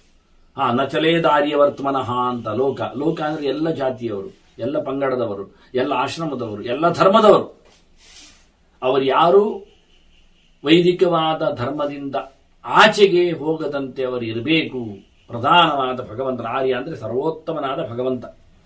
ಆ ದೇವರ ವಿಷಯದಲ್ಲಿ ಪ್ರತಿಯೊಬ್ಬನೂ ತನ್ನ ಬದುಕನ್ನು ಆಚರಿಸುವಂತೆ ರಾಜ ಪ್ರಧಾನನಾಗಲಿಕ್ಕೆ. ಹೀಗಾಗಿ ಹಿಂದೆಲ್ಲ ರುಕ್ಮಾಂಗದನಂತಹ ರಾಜರ ಆಡಳಿತೆಯಲ್ಲೆಲ್ಲ ಏಕಾದಶಿಯೊಂದು ಘೋಷಣೆ ಮಾಡಿ ಇದು ಹರಿದಿನ ಉಪವಾಸಕ್ಕಿರುವಂಥದ್ದು ಅಂತ ನಡೆಸಿಕೊಡುವಷ್ಟರ ಮಟ್ಟಿಗೆ 8ರಿಂದ ಹಿಡಿದು 80ರವರೆಗಿನವರೆಗೆ ಕಡ್ಡಾಯವಾಗಿ ಉಪವಾಸ ಮಾಡಿಸುವಂತೆ ಆ ರಾಜ್ಯ ಮಾಡುತ್ತಿದ್ದ ಅಂದ್ರೆ ಈ ರಾಜ್ಯಶಾಸ್ತ್ರ ಇಲ್ಲಿ ಬಂದಿದೆ ಅಂತ ಅರ್ಥ ಆಯ್ತು. ನಚಲೇದ ಆರ್ಯವರ್ಪನಃ ಎನ್ನುವ ಗೆರೆಯಲ್ಲಿ ತತ್ಸರ್ವಂ ಅಭಿವರ್ಣಿತಂ ಹೇಳುವ ಮೂಲಕ ಯಾಕೆ ಉಪವಾಸ, ಯಾವ ವಿಷಯದಲ್ಲಿ, ಹೇಗೆ ನಡೆಸಲಿಕ್ಕಿದೆ, ಆಹಾರದ ಕಟ್ಟಳೆ ಏನು, ಇವೆಲ್ಲ ದಿನತ್ರಯದ ಕಥೆ. ಹಾಗಾಗಿ ಅದರಲ್ಲಿ ಪಿತೃ ಸೇವೆ ಅಂದ್ರೆ ಪಿಂಡ ಪ್ರದಾನಾದಿಗಳು ಆವತ್ತು ನಡೆಯುವುದಿಲ್ಲ. ಉಪುಳಿಕಾರಗಳ ವ್ಯವಸ್ಥೆ, ಅಕ್ಷಾರ ಲವಣಗಳ ವ್ಯವಸ್ಥೆ, ಇವೆಲ್ಲ ವಾಕ್ಯಗಳು ಅಂದ್ರೆ ಅದು ಪೌರಾಣಿಕವಾದ ವೈದಿಕವಾದ ಎಲ್ಲ ಚಿಂತನೆಗಳು ಈ ರಾಜನೀತಿ ಶಾಸ್ತ್ರದಲ್ಲಿ. ಇಲ್ಲಾದ್ರೂ ಒಂದು ಸಣ್ಣ ವಿಷಯದಲ್ಲಿ ಇಟ್ಟುಕೊಂಡ್ರು ಒಬ್ಬ ರಾಜನಾದವ ತಾನು ತನ್ನ ಮೊಮ್ಮಗನನ್ನೋ ಅಥವಾ ಪ್ರಾಯ ಬಂದ ಮದುವೆಯಾದ ಮಗನನ್ನೋ ಕಂಡಾಗ ಹೇಗೆ ದಶರಥ ನೋಡಿ 16 ವರ್ಷದ ರಾಜಕುಮಾರನಾದ ರಾಮನಿಗೇನೆ ಪಟ್ಟಾಭಿಷೇಕ ಮಾಡಲಿಕ್ಕೆ ಹೊರಟಿದ್ದಾನೆ, ಘೋಷಣೆ ಮಾಡಲಿಕ್ಕೆ ನಿಂತಿದ್ದಾನೆ ಅಂದಾಗ, ಹಾಗಾಗಿ ಯೋಗ್ಯವಾದಂತಹ ವ್ಯಕ್ತಿ ಇದ್ದಾಗ ಮಗ ಅಥವಾ ತನಗೆ ಯೋಗ್ಯವಾದ ಕಾಲದಲ್ಲಿ ಆತ ರಾಜ್ಯವನ್ನು ಬಿಟ್ಟುಕೊಟ್ಟು ವನಾಶ್ರಮವನ್ನು ಕೈಗೊಳ್ಳಬೇಕು, ವಾನಪ್ರಸ್ಥಾಶ್ರಮವನ್ನು. ಹಾಗಲ್ಲಿ ಏನು ಕಲಿಬೇಕು, ಹೇಗಿರಬೇಕು, ಅದನ್ನೆಲ್ಲ ಕಲೀಲಿಕ್ಕುಂಟು. ನಾವು ಧೃತರಾಷ್ಟ್ರನ ನೋಡಿದ ಹಾಗೆ ಯಾವ ರೀತಿಯಲ್ಲಿ ಒಬ್ಬ ರಾಜನಾದವ ಋಷಿಯಾಗಿ ಬದಲಾಗಲಿಕ್ಕೆ ಉಂಟು ಅದನ್ನೆಲ್ಲ ಕೊಡಲೇಬೇಕು ತಾನೆ. ಮತ್ತೆ ಅವರ ಚಿಂತನೆ ಕ್ರಮ, ಅವರ ಇರುವಿಕೆ ವ್ಯವಸ್ಥೆ, ಅವರ ದೈನಂದಿನ ಕತೆ ಇವನ್ನೆಲ್ಲ ಹೇಳಿದಾಗ ಹೇಗೆ ರಾಜ ಎದ್ದಾಗ ಮಂಗಳ ದರ್ಶನ ಮಾಡಲಿಕ್ಕೆ ಉಂಟು ಅಂತೆಲ್ಲ ಭೀಷ್ಮ ಹೇಳಿದ್ದ ಬೆಳಿಗ್ಗೆದ್ದು, ಹಾಗೆ ರಾಜ ಋಷಿಯಾದವ ಕಾಡಿನಲ್ಲಿ ಹೇಗೆ ವನ್ಯ ಜೀವನವನ್ನು ನಡೆಸಲಿಕ್ಕೆ ಉಂಟು. ಇದರಿಂದಾಗಿ ಆ ಬ್ರಹ್ಮದೇವ ಕಂಡಿರತಕ್ಕಂತಹ ರಾಜ್ಯಶಾಸ್ತ್ರ 1,00,000 ಅಧ್ಯಾಯದಲ್ಲಿ ಅದು ನಿಲ್ಲಲು ಕಾರಣ ಸಮಗ್ರವಾದ ವೇದಾಂತ ಪ್ರಪಂಚ ಅಲ್ಲಿತ್ತು. ಅಷ್ಟು ರಾಜನಿಗೆ ಬೇಕಿತ್ತು. ಆದ್ರಿಂದಲೇ ಹಿಂದಿನ ರಾಜರು ಋಷಿಗಳ ಜೊತೆಯಲ್ಲಿ ಸಂವಾದ ಮಾಡ್ತಿದ್ರು. ಋಷಿಗಳು ಅರಸೊತ್ತಿಗೆಗೆ ಬಂದ್ರೆ ಅವರ ಜೊತೆಯಲ್ಲಿ ಕೂತು ಚರ್ಚೆ ಮಾಡಿ ಕೆಲವೊಮ್ಮೆ ಋಷಿಗಳಿಗೂ ಉತ್ತರ ಕೊಡುವಷ್ಟು ದೊಡ್ಡ ರಾಜಋಷಿಗಳಿದ್ರು. ಋಷಿಗಳು ಗೊತ್ತಿಲ್ಲದ ವಿಷಯವನ್ನು ರಾಜನಲ್ಲಿ ಕೇಳಿದಾಗ ರಾಜ ಹೇಳ್ತಿದ್ದ, ಏನು ಅಂತ, ನನಗೆ ಹೇಳಲಿಕ್ಕೆ ಅಧಿಕಾರ ಇಲ್ಲ, ನೀವು ಬ್ರಹ್ಮ ಋಷಿಗಳು ಮೇಲೆ ನಿಂತವರು ಹೇಳ್ತಾನೆ. ಆದರೂ ಅವರು ಒತ್ತಾಯ ಪಡಿಸಿ ಇಲ್ಲ ಹೇಳಬೇಕಂದಾಗ ಇಂಥ ಎಷ್ಟೋ ರಾಜರು ಬ್ರಹ್ಮವರ್ಗಕ್ಕೆ ಉಪದೇಶ ಮಾಡಿದ ದಾಖಲೆಗಳು ಉಪನಿಷತ್ತುಗಳಲ್ಲಿ ಬರ್ತಾರೆ. ಹಾಗಾದ್ರೆ ರಾಜರ ವಿದ್ಯೆಯ ಮಟ್ಟ ಹೇಗಿತ್ತು ನೋಡಿ, ಕಲಿಕೆ ಹೇಗಿತ್ತು ನೋಡಿ. ವಸಿಷ್ಠದಂತಹ ವ್ಯಕ್ತಿಗಳು ವಂಶ ಪರಂಪರೆಯಲ್ಲಿ ಮೂಲ ಪುರೋಹಿತರಾಗಿದ್ದರೆ ಎಂತ ಹೇಳುವ, ಕಣ್ಣುಮುಚ್ಚಿ ತೆಗೆದಾಗ ಸೂರ್ಯಲೋಕದೆಡೆಗೆ ಸಾಗುವ ಸೂರ್ಯ ಮಂಡಲದಲ್ಲಿ ನಿಂತು ಸೂರ್ಯನಲ್ಲಿ ಮಾತಾಡುವ ಯೋಗ್ಯತೆ ವಸಿಷ್ಠರಿಗೆ ಉಂಟು. ಲೆಕ್ಕ ಹಾಕಿ ನೀವು, ಯಾರು ಅಂದ್ರೆ ವಸಿಷ್ಠರು ಏನಾದ್ರೂ ಬ್ರಹ್ಮನ ಮಗ ತಾನೆ, ನೇರ ಬ್ರಹ್ಮದೇವನ ಮಗನಿಗೆ ಬ್ರಹ್ಮಲೋಕಕ್ಕೆ ಹೋಗ್ಲಿಕ್ಕೆ ಬರುವುದಿಲ್ಲ. ಆ ಬ್ರಹ್ಮಲೋಕದ ಬ್ರಹ್ಮದೇವರ ಮಗನೇ ಭಾರತದ ಅಯೋಧ್ಯೆಯ ಪ್ರತಿನಿಧಿಗಳಿಗೆ, ರಾಜರಿಗೆ ಪುರೋಹಿತ. ಲೆಕ್ಕ ಹಾಕಿ ಹೇಗಿರ್ತದೆ ಅಂತ. ಹೆಸರಿಗಲ್ಲ, ಬ್ರಹ್ಮಲೋಕದ ಮಗನಿಗೆ, ಬ್ರಹ್ಮನ ಮಗನಿಗೆ, ವಸಿಷ್ಠನಿಗೆ ಅಲ್ಲಿಯನ್ನು ತಳ್ಳಿ ಭಾರತದಲ್ಲಿ ಇರುವಂತೆ ಮಾಡಿದ್ದಲ್ಲ. ಅವನು ನೆನೆದಾಗ ಎಷ್ಟು ಗಮ್ಮತ್ತು ನೋಡಿ. ನೆನೆದಾಗ ಸೂರ್ಯಲೋಕಕ್ಕೆ ಹೋಗಿ ಸೂರ್ಯನ ಮಗಳನ್ನು ತಪತಿಯನ್ನು ತಂದು ಕುರುವಂಶದವನಿಗೆ ಮದುವೆ ಮಾಡಿಕೊಟ್ಟಿದ್ದಾರೆ. ಕುರುವಿಗೆ ಅಂದಾಗ ಮಾತಾಡ್ಲಿಕ್ಕೆ ಬರುತ್ತೆ. ಹಾಗೆ ಅದ್ಭುತವಾದಂತಹ ಈ ಕೊಂಡಿ ಇದು ಶಾಸ್ತ್ರದ ನೆಲೆಯಲ್ಲಿ ಆದದ್ದು. ಇದನ್ನೆಲ್ಲ ಇಲ್ಲಿ ಹೇಳಿದ್ದಾರೆ ಅಂತ. ಹೀಗೆ ಬ್ರಹ್ಮದೇವ ಬಹಳ ಅದ್ದೂರಿಯಾಗಿ ದೇವತೆಗಳಿಗೆ ಹೇಳಿ ಇದು ಎಲ್ಲಾ ಲೋಕಕ್ಕೆ ಉಪಕಾರಕ ಅಂತ ಇಲ್ಲ. ಶುಪಕಾರಾಯ ಲೋಕಸ್ಯ ತ್ರಿವರ್ಗ ಸ್ಥಾಪನಾಯ ಚ, ಮುಖ್ಯವಾಗಿ ಧರ್ಮ ಅರ್ಥ ಕಾಮಗಳು, ಯಜ್ಞದಾನ ತಪಸ್ಸುಗಳು, ಇದು ಮತ್ತೆ ನೆಲೆಗೊಳ್ಳಿಕ್ಕೆ ಲೋಕದಲ್ಲಿ ಎಲ್ಲಾ ಜನರಿಗೆ, ಸಾತ್ವಿಕರು ರಾಜಸರು ತಾಮಸರು, ಅವರವರ ಟೇಸ್ಟಿನಂತೆ ಸ್ವಭಾವದಂತೆ ನೆಲೆಗೊಳ್ಳಲು ಬೇಕಾದ ಎಲ್ಲ ಸಂಗತಿಗಳು ಇಲ್ಲಿವೆ ಅಂದ್ಬಿಟ್ರು. ಇನ್ನೆಂತ ಹೇಳು, ಅದಕ್ಕೆ ನಾನು ಹೇಳಿದೆ ಕಂಟೆಂಟ್ಸ್ ಪೇಜ್ ಕೇಳಬೇಕು, ಕೇಳದೇ ಇರ್ಲಿಕ್ಕೆ ಉಪಾಯ ಇಲ್ಲ ಅಂತ ಹೇಳಿ. ಯಾಕೆಂದ್ರೆ ಸಕಲ ಶಾಸ್ತ್ರಗಳ ತವರು ಆಗಿ, ಎಲ್ಲಕ್ಕೂ ಮೂಲವಾಗಿ, ಎಲ್ಲವನ್ನು ಒಳಗೊಂಡದ್ದು, ಒಂದಕ್ಕೊಂದು ಲಿಂಕ್ ಆಗ್ತಾ ಆಗ್ತಾ ಆಗ್ತಾ ಹೋಗ್ತಾ ಹೋಗ್ತಾ ರಾಜ ಕೊನೆಗೆ ಗಾಡಿ ಹೋಗ್ಬೇಕಂದ ತಕ್ಷಣ ಏನ್ ಮಾಡ್ತಾನವನು, ಹೇಗಿರ್ತಾನೆ, ಯಾರಂತೆ ಇರ್ತಾನೆ, ಯಾರೆಲ್ಲ ಹೋಗಿದ್ದಾರೆ, ಏನೆಲ್ಲ ಆಗ್ತದೆ ಹೇಳ್ಬೇಕು. ಹೇಳಲಿಕ್ಕೆ ಶುರು ಮಾಡಿದ್ರೆ ಮುಗಿಯದೇ ಇಲ್ಲದು. ಮತ್ತೆ ಅವರ ತೀರ್ಥಕ್ಷೇತ್ರಗಳು, ಅವರ ಪರಿಭ್ರಮಣೆಗಳು, ಅವರ ಆಶ್ರಮ ಕಥೆಗಳು, ಅವರ ಕುಂಡಿಕೆಗಳು, ಅವರಿಗೆ ಭೇಟಿಯಾಗತಕ್ಕಂಥ ವ್ಯಾಸರು ಪರಶುರಾಮರು, ಇವರ ಕತೆ, ಅವರ ಚಿಂತನೆ. ಹಾಗಾಗಿ ಒಂದು ಎಳೆದುಕೊಂಡು ಹೋದ್ರೆ ನೀವು ಅರಮನೆ ಬಿಟ್ಟರೂ ಸಹ ವಿಷಯ ಬಿಡುವುದಿಲ್ಲ. ಅದು ಒಂದರ ಲಿಂಕ್.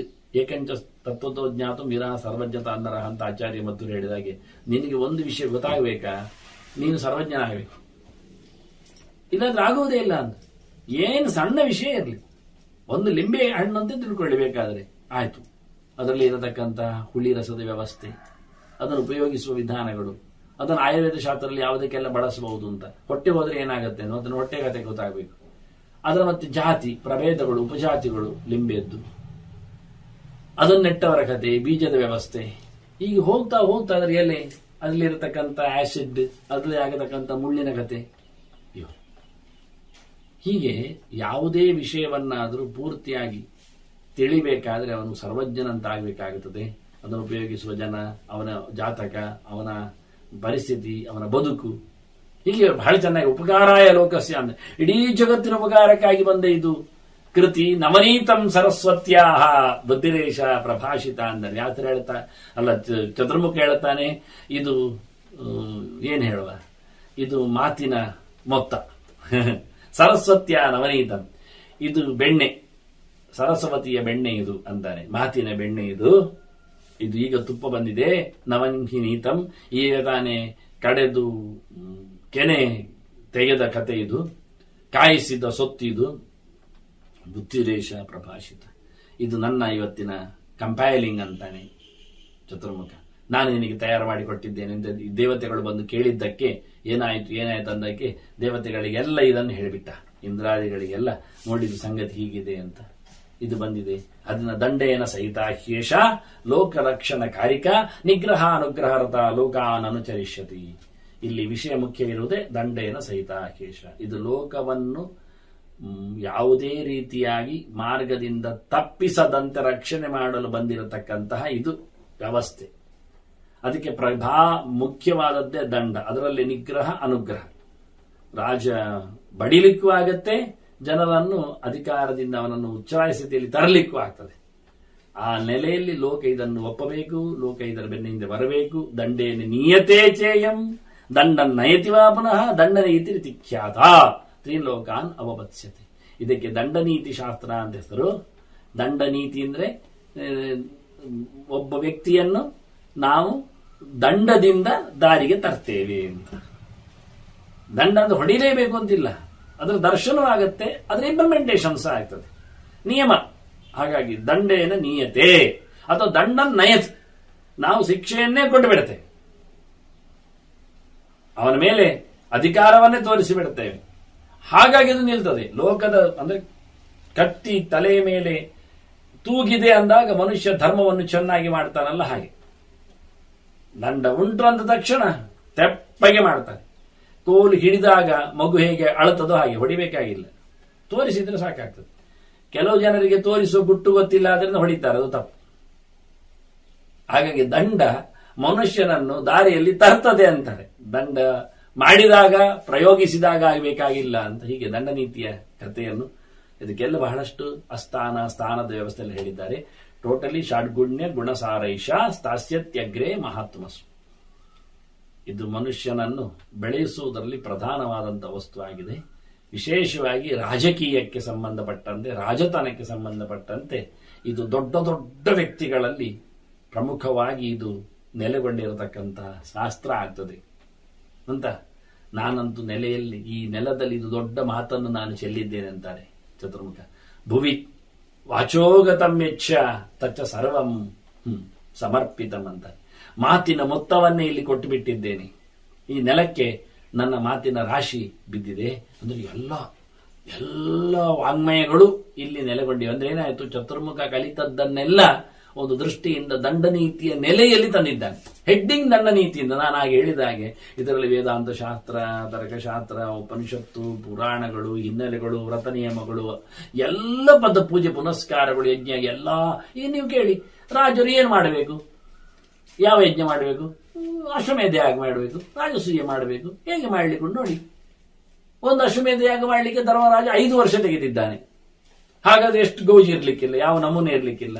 ಅವ್ರು ಮಾಡತಕ್ಕಂಥ ಯಾಗಗಳ ಪ್ರಕ್ರಿಯೆಗಳು, ಜ್ಯೋತಿಷ್ಠೋಮ, ಆಪ್ತೋಯಾತ್ರ, ಆನಂತರ ಪೌಂಡರೀಕ, ಇವೆಲ್ಲ ಯಾಗಗಳ ಎಲ್ಲಾ ವಿಷಯಗಳು ಬರ್ತಾವೆ ರಾಜರು ಮಾಡಲಿಕ್ಕೆ. ಆದ್ರಿಂದ ಆ ಯಜ್ಞ ಪ್ರಕ್ರಿಯೆ ಪೂರ ಹೇಳ್ಬೇಕು. ಇಷ್ಟಾಗಿಯೂ ಮಹಾಭಾರತದಲ್ಲಿ ರಾಜಸೂಯದ ಪ್ರಕ್ರಿಯೆ ಹೇಗೆ ಅಂತ ಹೇಳಲಿಲ್ಲ, ಅಶ್ವಮೇಧದ ಕಥೆಯನ್ನು ಹೇಳಲಿಲ್ಲ. ಕಥೆ ಹೇಳಿದ್ದಾರೆ, ಪ್ರಕ್ರಿಯೆ ಪದ್ಧತಿ ಹೇಳಲಿಕ್ಕೆ ಹೋದ್ರೆ, ಅಶ್ವಮೇಧ ಮಾಡುವ ವಿಧಾನ ಹೇಳಲಿಕ್ಕೆ ಹೋದ್ರೆ ಪೌರಹಿತ್ಯದ ಒಂದು ಸಂಪುಟವೇ ಆಗ್ತದೆ. ಆದ್ರಿಂದ ಇದು ಮುಗಿಯಲಾರದಷ್ಟು ದೊಡ್ಡ ಶಾಸ್ತ್ರ. ಮಾತಿನ ಪೂರಾ ಕತೆ ನಾನು ನಿಮಗೆ ಬಿಟ್ಟುಕೊಟ್ಟಿದ್ದೇನೆ ಅಂತ ಚತುರ್ಮುಖ ಹೇಳುತ್ತಾನೆ. ತದಸ್ತಾನ್ ಭಗವಾನ್ ನೀತಿಂ ಪೂರ್ವಂಜಗ್ರಾಹ ಶಂಕರ. ಅಲ್ಲಿಂದ ಏನಾಯ್ತು ಮುಂದೆ ಹೇಳ್ತಾನೆ. ಮತ್ತೆ ಇದನ್ನು ತಿಳಿದವರು ಯಾರು ಕೇಳಿದ್ರೆ ಶಿವ. ಚತುರ್ಮುಖ ಹೇಳಿದ ಈ ನೀತಿಶಾಸ್ತ್ರವನ್ನು ಮೊದಲು ಪಾಠ ಕೇಳಿಕೊಂಡ ಪೂರ್ಣವಾಗಿ ಶಂಕರ ಇದ್ದಾನೆ. ಶಂಕರನ ಮತ್ತೆ ಯಾರು ಅರ್ಥ ಮಾಡಬೇಡಿ. ಬಹುರೂಪ ವಿಶಾಲಾಕ್ಷ ಶಿವ ಸ್ಥಾಣು ಉಮಾಪತಿ. ಇಲ್ಲಿ ಹೇಳುವಾಗ ವೈಶಂಪಾಯನರು ಹೇಳುತ್ತಾರೆ, ಭೀಷ್ಮ ಹೇಳುತ್ತಾನೆ ಯಾರು ಹೇಳಿದ್ದದು ಅಂತ ಹೇಳಿ. ಯಾರು ಕೇಳಿದ್ದು ಅಂದ್ರೆ ಬಹುರೂಪ ಅನಿಸು, ಬಹುರೂಪ ಮಹಾದೇವ ಅಂತೇಳಿ ಶಿವನೇ, ಉಮೆಯ ಅರಸನೇ, ಪಾರ್ವತಿಯ ಗಂಡನೇ, 3 ಕಣ್ಣಿನವನು, ವಿಶಾಲಾಕ್ಷನು, ಅವನೇ ಕೇಳಿದ್ದು. ಸ್ಥಾಣು ಅಂತ ಹೇಳಿದ್ನೆ ವ್ಯಪದೇಶ ಪಡೆದವನು, ಅವನು ಕೇಳಿಕೊಂಡ ಇದನ್ನು. ತುಷ್ಟ್ಯರ್ಥಂ ಬ್ರಹ್ಮಣ ಪುತ್ರ ಲಲಾಟಾದುತ್ತಿತ ಪ್ರಭು. ಚತುರ್ಮುಖನ ಹಣೆಯಿಂದಲೇ ಬಂದವನೀವನು, ಮತ್ತೆ ಬೇರೆ ಯಾರು ಅಲ್ಲ, ಚತುರ್ಮುಖನ ಮಗನೇ ಆಗಿದ್ದಾನೆ. ಬರುವಾಗ ಮೊದಲು ಹತ್ತಿದ್ದಾನಲ್ಲ, ಅರುದತ್ತು ಸುಸ್ವರಂ ಘೋರ ಹೇಳಿಕೊಂಡು. ಆದ್ರಿಂದ ಬಾಯಿ ಮುಚ್ಚು ಮಾರಾಯ ಅಂದಿದ್ದ. ಎದರೋದೀತ್ ಅವನು ಹೇಳಿದ್, ನಂಗೆ ಹೆಸರೆಂತದ್ದು ಅಂತ ಆಗ್ತದ್ದು. ಅಪ್ಪನ ಹತ್ರ ಹೇಳಿ, ನಿಂಗೆ ಹೆಸರು ಕೊಡ್ತೇನೆ ಮಾರಾಯ, ನೀನು ಕೂಗಿದ್ದಕ್ಕೆ ನಿನಗೆ ರುದ್ರ ಅಂತ ಹೇಳ್ತೇನೆ. ರೋದನ ರುದ್ರ ಉಚ್ಯತೆ ಅಂತ. ಎದರೋದೀತ ರುದ್ರಸ್ಯ ರುದ್ರತ್ವಂ ಅಂತ. ಮತ್ತವನಿಗೆ ಜಾಗ, ಹೆಸರು, ತಾಣ ಎಲ್ಲ ಮಾಡಿದ. ಹೀಗೆ ಬಾಯಿ ಮುಚ್ಚಿಸಿದ ಚತುರ್ಮುಖ ಯಾರು ಮಗ ಇದ್ದಾನೆ ಅವನಿಗೇನೇ ಪಾಠ ಮಾಡಿದ, ಅವನೇ ತಗೊಂಡ. ಯಾರು ಇಡೀ ಜಗತ್ತನ್ನು ಸೃಷ್ಟಿ ಮಾಡಿ ಅದನ್ನು ನೋಡಿಕೊಳ್ತಾ ಇದ್ದ ಬ್ರಹ್ಮಾಂಡದ ಅರಸನಾಗಿದ್ದ ಬ್ರಹ್ಮ, ಅವನೇ ಹೇಳಿಕೊಟ್ಟದ್ದು. ಕರ್ತ ಸರ್ವಸ್ಯ ಲೋಕಸ್ಯ ಬ್ರಹ್ಮ ಲೋಕ ಪಿತಾಮಹ. ಇಡೀ ಲೋಕದ ಅರಸನಾದ ಅಜ್ಜ ನೆನೆಸಿಕೊಂಡ ಬ್ರಹ್ಮ ಸದೇವ ಸರ್ವಭೂತಾನ ಮಹಾದೇವ ಸನಾತನ, ಮೊದಲ ಜೀವಿ, ಎಲ್ಲ ದೇವತೆಗಳಿಗೆ ಒಡೆಯ. ಅಸಂಖ್ಯಾತ ಸಹಸ್ರಾಣ ರುದ್ರಾಣ ಸ್ಥಾನಮವೇಯಂ. ಇಂತಹ ರುದ್ರರ ಕೋಟಿಗಟ್ಟಲೆ ರುದ್ರರಿಗೆ ಇಂಬು ಕೊಟ್ಟವ, ಅವಕಾಶ ಕಲ್ಪಿಸುವವ, ಅಷ್ಟು ದೊಡ್ಡ ವ್ಯಕ್ತಿತ್ವವುಳ್ಳವ. ಒಂದು ರುದ್ರನನ್ನು ಸೃಷ್ಟಿ ಮಾಡುವಷ್ಟು ಸಾಮರ್ಥ್ಯ ಇಲ್ಲ ಅವನಿಗೆ. ಇಂತಹ ಸಾವಿರಾರು ರುದ್ರನನ್ನು ಸೃಷ್ಟಿಸಬಲ್ಲ ಸಾಮರ್ಥ್ಯವುಳ್ಳ ವ್ಯಕ್ತಿ. ಅಂದ್ರೆ ಗ್ರಡೇಶನ್ ಗೊತ್ತಾಯ್ತು ನಮಗೆ, ರುದ್ರ ಮತ್ತು ಚತುರ್ಮುಖ ಎಲ್ಲಿದ್ದಾನೆ ಅಂತ. ಇದು ಬೇಕು ನಮಗೆ ಮುಂದಕ್ಕೆ, ಯಾಕೆ ಇದು ಬುದ್ಧಿಯಲ್ಲಿಯೂ ಹೆಚ್ಚು ಕಡಿಮೆ ಇದರಿಂದ ಗೊತ್ತಾಗಲಿಕ್ಕೆ. ಸಾವಿರಾರು ರುದ್ರನನ್ನು ಸೃಷ್ಟಿ ಮಾಡಬಲ್ಲ, ಅವರನ್ನು ಹೊತ್ತುಕೊಳ್ಳಬಲ್ಲ, ಅವರಿಗೆ ಉಪದೇಶ ಮಾಡಬಲ್ಲ ಸಾಮರ್ಥ್ಯವುಳ್ಳ ಚತುರ್ಮುಖ. ಯಾರವನು? ಇಡೀ ಜಗತ್ತನ್ನು ತಂದವ, ಬ್ರಹ್ಮಾಂಡ ಮೇನ ನಿರ್ವಿಧಂ, ಈ ಬ್ರಹ್ಮಾಂಡದ ಅರಸನಾಗಿದ್ದಾನೆ. ಇಲ್ಲಿ ಅವನಿಗೂ ಅವಕಾಶ ಕೊಟ್ಟವ ಹಂಸರೂಪನಾದ ಭಗವಂತ ನಾರಾಯಣ. ಯಸ್ಮಿನ್ ಹಿರಣ್ಮಯೋ ಹಂಸಃ ಶಕುನಿ ಸಮಬದ್ಧತ. ಹಂಸರೂಪ ಪರಮಾತ್ಮ ಹಕ್ಕಿಯ ರೂಪದಲ್ಲಿ ಬಂದಿದ್ದ ಚತುರ್ಮುಖನಿಗೆ ಪಾಠ ಮಾಡಲಿಕ್ಕೆ, ರುದ್ರನಿಗೂ ಪಾಠ ಮಾಡಲಿಕ್ಕೆ, ಸನಕಾದಿಗಳಿಗೂ ಪಾಠ ಮಾಡಲಿಕ್ಕೆ. ಸನಕಾದಿಗಳು ಬಂದು ಕೇಳಿಬಿಟ್ರು ಹಂಸ ಬಂದಾಗ, ಗಮ್ಮತ್ತುಂಟು ಅಪ್ಪನ ಹತ್ರ. ಅವರು ಮಕ್ಕಳು ತಾನೆ, ಸನಕ ಸನಂದನ ಸನಾತನ ಸನತ್ಕುಮಾರು. ಚತುರ್ಮುಖನಲ್ಲಿ ಅಪ್ಪನಲ್ಲಿ ಕೇಳಿಬಿಟ್ರು, ಅಪ್ಪ ಅದು ಯಾರು? ಹಂಸ ಬಂದಿದೆ. ಹಂಸ ಹಕ್ಕಿ ಬಿಳಿಯಾಗಿ ಹಳದಿಯ ಛಾಯೆಯಲ್ಲಿ ಬಹಳ ಚೆನ್ನಾಗಿ ಹಂಸ ಪಕ್ಷಿಯ ರೂಪದಲ್ಲಿ ಬಂದ ನಾರಾಯಣನ ಬಗ್ಗೆ ಬಂದ ತಕ್ಷಣ ಹಂಸ ರೂಪದಲ್ಲಿ ಬಂದ ಭಗವಂತನಿಗೆ ಚತುರ್ಮುಖ ಉದ್ದನೆ ನಮಸ್ಕಾರ ಮಾಡಿಬಿಟ್ಟಿದ್ದಾನೆ, ವಂದಿಸಿದ್ದಾನೆ. ಈ ಮಕ್ಕಳು ಕೇಳ್ತಾರೆ ಸನಕಾದಿಗಳು, ಅಪ್ಪ ಅದು ಯಾರು, ಅದೇನು? ಆಗ ಚತುರ್ಮುಖ ಹೇಳಿದ್ದೇನೆ ಗೊತ್ತುಂಟ, ನಾನು ಯಾರಿಗೆ ನಮಸ್ಕಾರ ಮಾಡಲಿಲ್ವನ? ಮಾಡಿದೆ, ಮತ್ತೆ ನಾನು ಯಾರಿಗೆ ಮಾಡುತ್ತೇನೆ? ಇಡೀ ಹಿರಿಯ ಜೀವ, ಲೋಕದ ಅರಸ ನಾನು ಮಣಿದಿದ್ದೇನೆ ಅಂದ್ರೆ ದೇವರಿಗಲ್ಲಿಂದ ನಾನು ಯಾರಿಗೆ ಮಣಿಲಿಕ್ಕೆ ಉಂಟು? ಇದು ಅವನ ತರ್ಕ. ಲೆಕ್ಕ ಹಾಕಿ ನೀವು. ಚತುರ್ಮುಖ ಯಾರಿಗೂ ಮಣಿಯುವುದಿಲ್ಲ, ಮಣಿಯುವ ಸಂಗತಿ ಅಲ್ಲ. ಅವನು ಜೀವೋತ್ತಮ. ಆದ್ರೂ ಅವನು ಮಣಿದಿದ್ದಾನೆ, ನಮಸ್ಕರಿಸಿದ್ದಾನೆ ಅಂದ್ರೆ ಯಾರಿಗಾಗಬೇಕು? ದೇವರಿಗಲ್ಲದ್ದು ಮತ್ತೆ ಯಾರಿಗೂ ಅಲ್ಲದನ್ನು ಹೇಳಿಕೊಟ್ಟೆವು. ಇದು ತರ್ಕ ಮಾಡಿ ತೋರಿಸಿಕೊಟ್ಟ ಪ್ರತ್ಯಕ್ಷ ನಿದರ್ಶನ. ಸಿಕ್ಕಿದವರಿಗೆಲ್ಲ ಚತುರ್ಮುಖ ಕೈ ಮುಗಿಯುವುದಿಲ್ಲ, ನಮಸ್ಕಾರ ಮಾಡುವುದಿಲ್ಲ, ಮಾಡುವಂತದ್ದಲ್ಲ. ಈ ರೀತಿಯಾಗಿ ಸೈದ್ಧಾಂತಿಕವಾದ ಕೆಲವು ವಿಮರ್ಶೆಗಳುಂಟು. ಅದು ಮಾಡಿ ತೋರಿಸು. ಮತ್ತೆ ಬೇರೆ ಕಡೆಯಲ್ಲಿ ಮಾಡಿದ್ದು ಉಂಟಲ್ಲ ಕೇಳಿದ್ರೆ, ಅದು ಮಾಡಿದ್ದು ಹೇಳಿದ್ದ ಹಾಗೆ ಕಂಡದ್ದು ಇಲ್ಲ, ಮೋಹಕ್ಕೆ ಹೇಳಿದದ್ದು. ಮೋಹನಾಯ ದುರಾತ್ಮನ ಹಾಗೆ ತಿಳ್ಕೊಳ್ಳಿ ಜನ ಅಂತ. ಇಲ್ಲಾದ್ರೆ ಈ ಲಾಜಿಕ್ ಅಪ್ಲೈ ಆಗುದು ಈಗ. ಮತ್ತೆ ಇಲ್ಲಾದ್ರೆ ಸನಕಾದಿಗಳೇ ಕೇಳ್ತಿದ್ರಪ್ಪ ಹತ್ರ, ನೀನು ಎಲ್ಲರಿಗೂ ನಮಸ್ಕಾರ ಮಾಡುವುದೇ ಯಾವಾಗ ನೋಡಿದ್ರು? ಅಲ್ಲಿ ಹೋಗಿ ದೇವಕಿಗೂ ಸುತ್ತು ಬಂದು ಕೈ ಮುಗಿದಿದ್ದೆ ನೀನು ಅಂತ ಹೇಳಿ ಯಾರು? ಆಗ ಅವನು ಹೇಳ್ತಿದ್ದ, ಹೌದು ದೇವರಲ್ಲದೆ ಮತ್ತೆ ಯಾರಿಗಲ್ಲ, ನಾನು ದೇವಕಿಗೆ ಮಾಡಿದ್ದಲ್ಲ, ದೇವಕಿಯ ಗರ್ಭದೊಳಗೆ ನಾರಾಯಣ ಇದ್ದ, ಅದಕ್ಕೆ ಮಾಡಿದ್ದು ಹೇಳ್ತಾನ. ಹಾಗಾಗಿ ನೀವು ಗರ್ಭದೊಳಗಿದ್ದ ನಾರಾಯಣನನ್ನು ಚತುರ್ಮುಖ ಸ್ತುತಿಸಿದ್ದನ್ನು ಗಮನಿಸಿ. ಯಾರ ಗರ್ಭವೇ ಆಗಲಿ, ಗರ್ಭವತಿ ಅಂದ್ರೆ ಹೆಣ್ಣೆ ಗರ್ಭ ಆಗ್ಬೇಕಾಗಿಲ್ಲ. ಗರ್ಭ ಅಂದ್ರೆ ಅಂಡ ಒಳಗೆ ಅಂತ ಅರ್ಥ, ಅಂತ ಅರ್ಥ. ಆದ್ರಿಂದ ಒಳಗಿದ್ದವ ಪರಮಾತ್ಮನನ್ನೇ ಚತುರ್ಮುಖ ಎಲ್ಲ ಕಡೆ ಸ್ತುತಿಸುವುದು.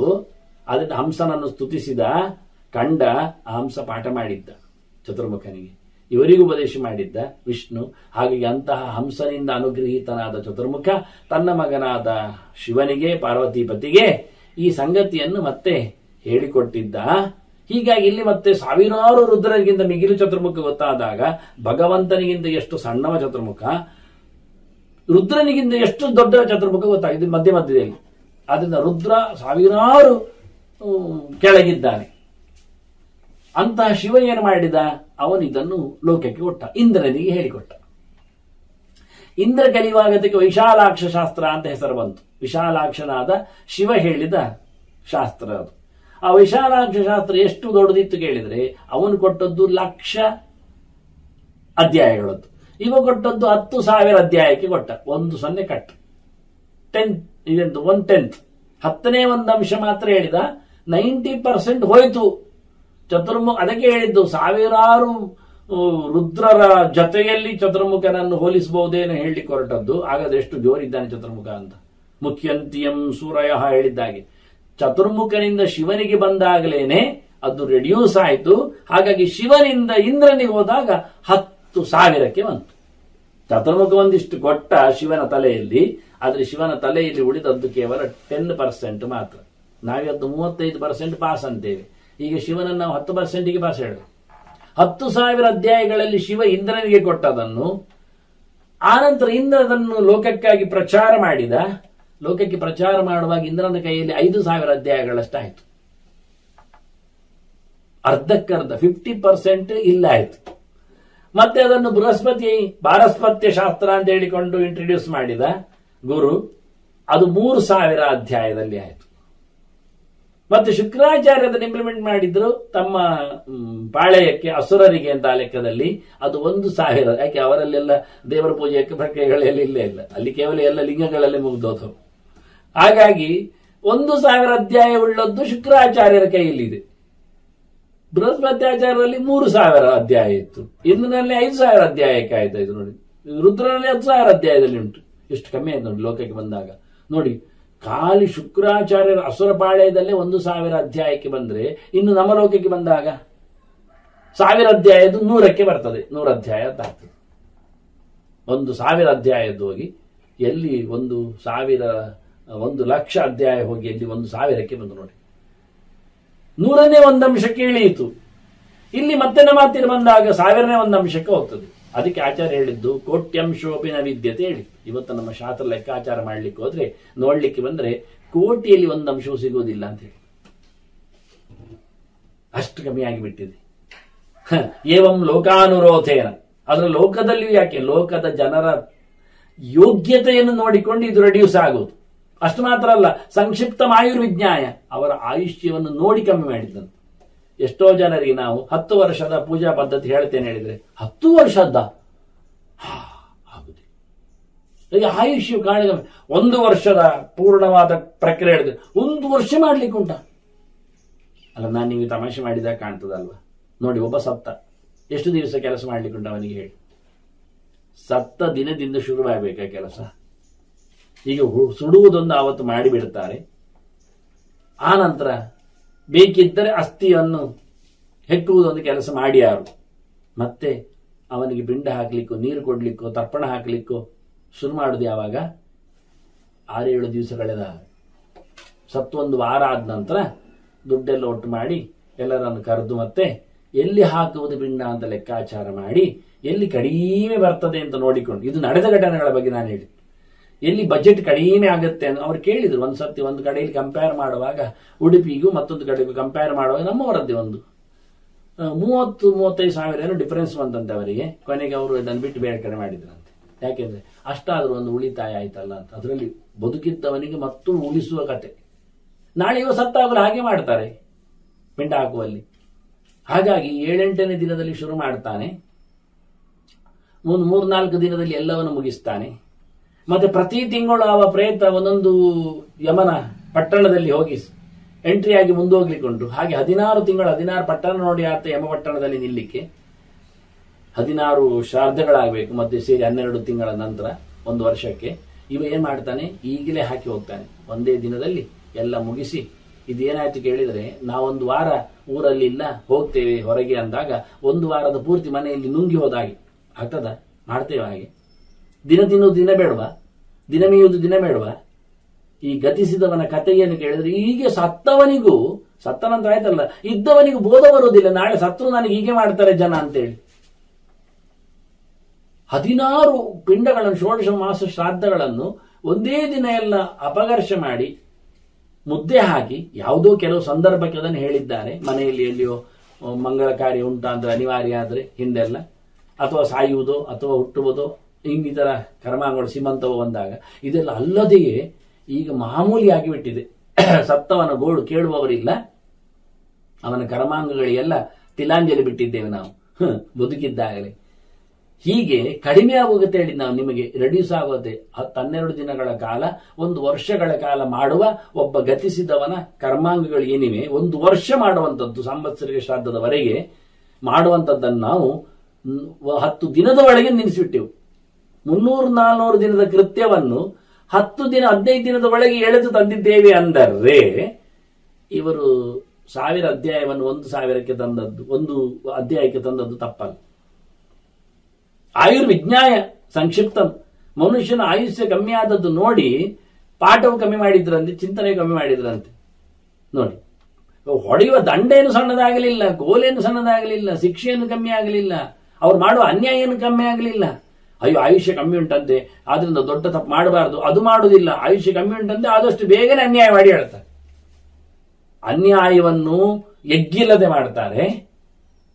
ಆದರೆ ಈ ನೀತಿಶಾಸ್ತ್ರವನ್ನು ಅತ್ಯಂತ ಕಡಿಮೆಯಲ್ಲಿ ನೋಡ್ತಾರೆ. ಹೀಗಾಗಿ ಲೋಕದಲ್ಲಿ ಅದು ಯಾಕೆ ಕುಗ್ಗಿದ್ದು ಅಂತ ಒಂದು ಕಾರಣ ಕೊಟ್ಟರು, ಅವರಲ್ಲಿ ಅಯಪಯಗತ ಒಂದು ಧಾತು, ಜ್ಞಾನವೇ ಕುಂಠಿತಾಗಿದೆ ಅಂತ ಅರ್ಥ. ಆಯುಷ್ಯ ಅಂದ್ರೆ ಬದುಕಿನ ದೇಹದ ಆಯುಷ್ಯ ಮಾತ್ರ ಅಲ್ಲ, ಅವರ ಬುದ್ಧಿವಂತಿಕೆಯ ಆಯುಷ್ಯವೂ ಹಾಗೆ.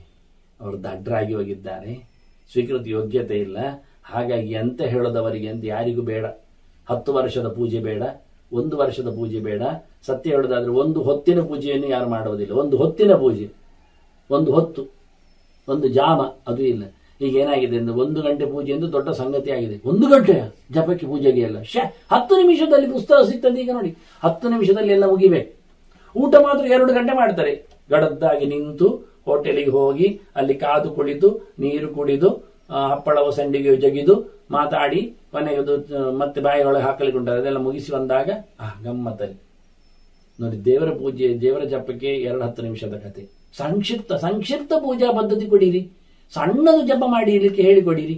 ಯಾಕೆ ಮಾಡಿದವ ಪುಣ್ಯಕ್ಕೆ ಸುಮ್ಮನೆ ಬಾತ್ರೂಮ್ ಅಲ್ಲೇ ನಿಂದಾಗಲೇ ಸಾಬೂನಲ್ಲೇ ಅಡ್ಡ ಉದ್ದ ಎಳೆಯುವವರಿಗೆ ಮತ್ತೆ ಅಲ್ಲೇ ಕೈ ಮುಗಿದು 3 ಸುತ್ತು ಬಂದು ಇನ್ನೊಮ್ಮೆ ಬಕೆಟ್ ಅಲ್ಲಿ ನೀರು ಹೊಯ್ದುಕೊಂಡು ಶೇಷ ವಸ್ತ್ರವನ್ನು ಹಾಗೆ ಸೊಂಟಕ್ಕೆ ಕಟ್ಟಿಕೊಂಡು ಹೊರಗೆ ಬಂದು ಟೇಬಲ್ ಅಲ್ಲಿ ಕೂತು ತಿನ್ನುವವನಿಗೆ ಜಪ ಪುಸ್ತಕಿಯಾಗಿ ಪೂಜೆ. ಇನ್ಯಾರು ಹೇಳುದು, ಅದು ಪೂಜೆ ಕೋಣೆಯಲ್ಲೇ, ಜಪದ ಕೋಣೆಯಲ್ಲೇ ಇಡುವಂತ ಸಣ್ಣ ಸಣ್ಣ ಪುಸ್ತಕಗಳು ಬೇಕಂದ್ರೆ. ಒಂದು ಪೆಟ್ಟಿಗೆಯಲ್ಲಿ ತೆಗೆದ್ರೆ ಗೋಪಿ ತೆಗೆದಾಗೆ ಒಂದು ಪೆಟ್ಟಿಗೆಯಲ್ಲಿ ಜಪದ ಪುಸ್ತಕ ತೆಗಿಲಿಕ್ಕೆ 4 ಪುಟ, ಅದರಲ್ಲಿ 2 ಬೈಂಡೆ, ಮತ್ತೆ 2 ಇವನ ಅಪ್ಪಮ್ಮಂದು ಇನ್ಯಾರದ್ದು ಅವರದ್ದು ಫೋಟೋಗಳು, ಮತ್ತೆ ಮುಗಿದೋಯ್ತು. ಇನ್ನೆಂದೋಣ ಅದಾಗದಿರಲಿ. ನಿಜ